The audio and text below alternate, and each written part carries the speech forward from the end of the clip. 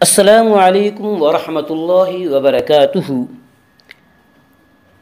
آج سے ہم انشاءاللہ قرآن مجید کا ترجمہ شروع کر رہے ہیں۔ اللہ رب العالمین سے دعا ہے کہ جو یہ سلسلہ ہم نے شروع کیا ہے اسے بحسن خوبی اختتام تک پہنچانے کی توفیق عنایت فرمائے۔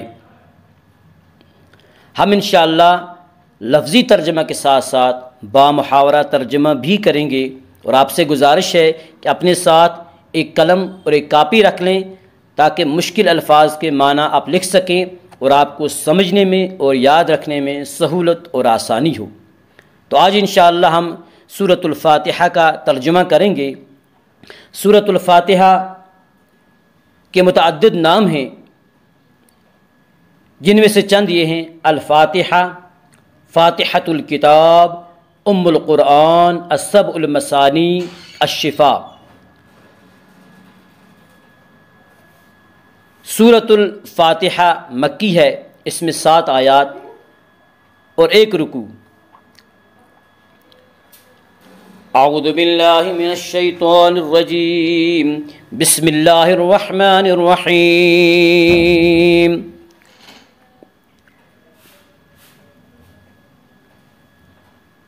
با کے معنی سے، اسمن کے معنی نام، اللہ کا ذاتی نام ہے۔ الف لام کے معنی جو، الرحمن کے معنی بہت مہربان، الرحیم کے معنی بہت رحم کرنے والا۔ تو با محاورہ ترجمہ ہوگا: شروع اللہ کے نام سے جو سب پر مہربان بہت مہربان ہے۔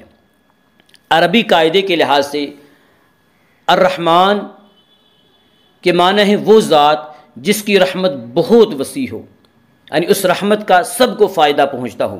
اور الرحیم کے معنی ہے وہ ذات جس کی رحمت بہت زیادہ ہو۔ دنیا میں اللہ کی رحمت سب کو پہنچتی ہے، جس سے مومن و کافر فیض یاب ہو کر رزق پاتے ہیں، وہ اللہ کی نعمتوں سے فائدہ اٹھاتے ہیں۔ آخرت میں اگرچہ اللہ کی یہ رحمت کافروں پر نہیں ہوگی، لیکن جس کسی پر یعنی مومنوں پر ہوگی مکمل ہوگی۔ نعمتوں کے ساتھ تکلیف کا کوئی شائبہ نہیں ہوگا۔ الحمدللہ رب العالمین۔ الحمد، تمام تعریفیں للہ، اللہ کے لیے، رب پالنے والا، پروردگار، العالمین تمام جہانوں کا۔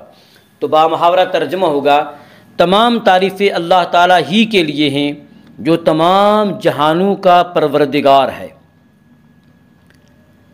اگر آپ کسی عمارت کی تعریف کریں تو در حقیقت وہ تعریف عمارت بنانے والے کی ہوتی ہے، لہٰذا اس کائنات میں جس چیز کی بھی تعریف کی جائے وہ بالآخر اللہ ہی کی تعریف ہے، کیونکہ وہ چیز اللہ ہی کی بنائی ہوئی ہے۔ تمام جہانوں کا پروردگار کہہ کر اسی طرف اشارہ کیا گیا ہے۔ انسانوں کا جہان ہو یا جانوروں کا، سب کی تخلیق اور پرورش اللہ تعالیٰ ہی کا کام ہے۔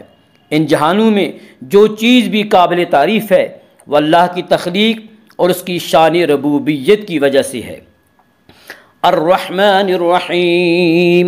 الرحمن کے معنی جو بہت مہربان، الرحیم جو سب پر جو بہت رحم کرنے والا۔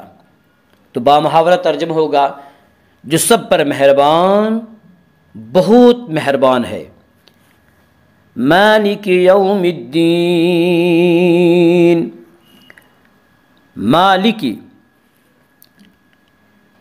مالک ہے، مالک یوم الدین، الدین روز جزا۔ تو بامحاورہ ترجمہ ہوگا: جو روز جزا کا مالک ہے۔ روز جزا کا مطلب ہے یعنی جس دن بندوں کو دنیا میں ان کے کیے ہوئے اعمال کا بدلہ دیا جائے گا۔ یوں تو روز جزا سے پہلے بھی کائنات کی ہر چیز کا اصلی اور حقیقی مالک اللہ تبارک و تعالی ہی ہے، لیکن یہاں خاص طور پر روز جزا کے مالک ہونے کا ذکر اس لیے کیا گیا کہ دنیا میں اللہ تعالی ہی نے انسانوں کو بہت سی چیزوں کا مالک بنایا ہے۔ اگرچہ یہ ملکیت ناقص اور عارضی ہے، لیکن ظاہری صورت کے اعتبار سے ملکیت ہی ہے، لیکن جب روز جزا کے دن سزا و جزا کا مرحلہ آئے گا تو یہ ناقص اور ظاہری ملکیتیں بھی ختم ہو جائیں گی۔ اس وقت ظاہری ملکیت بھی اللہ تعالیٰ کے سوا کسی کی نہ ہوگی۔ ایاک نعبد و ایاک نستعین، ایاک صرف تیری، نعبد ہم عبادت کرتے ہیں، و ایاک اور صرف تجھ سے، نستعین ہم مدد طلب کرتے ہیں۔ تو بامحاورہ ترجمہ ہوگا، اے اللہ ہم صرف تیری ہی عبادت کرتے ہیں اور تجھ ہی سے مدد طلب کرتے ہیں۔ اہدنا الصراط المستقیم، اہدنا ہمیں ہدایت دے دے، الصراط راستہ، المستقیم سیدھا، ہمیں سیدھے راستے کی ہدایت عطا فرما۔ یہاں سے بندوں کو اللہ تبارک و تعالی سے دعا کرنے کا طریقہ سکھایا جا رہا ہے۔ صراط الذین انعمت علیہم غیر المغضوب علیہم ولا الضالین،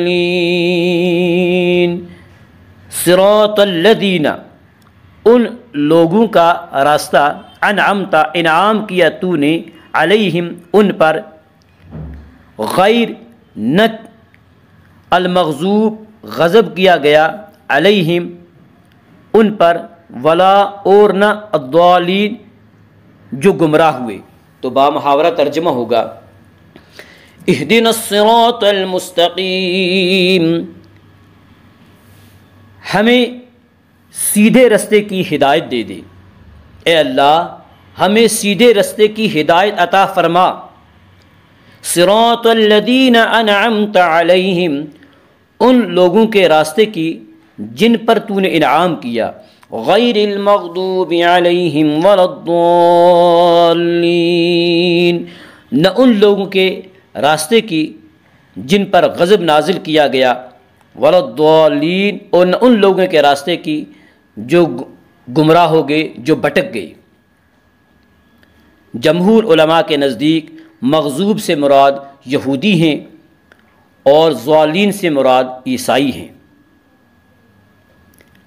جب انسان سورہ فاتحہ کی تلاوت کرے تو ولضالین پر پہنچ کر سنت یہ ہے کہ آمین کہے، استجب یعنی آخر میں پھر التجا کرے، اے مولا کریم میں نے یہ دعا جو مانگی ہے اللہ اسے قبول فرما۔ السلام علیکم ورحمۃ اللہ وبرکاتہ۔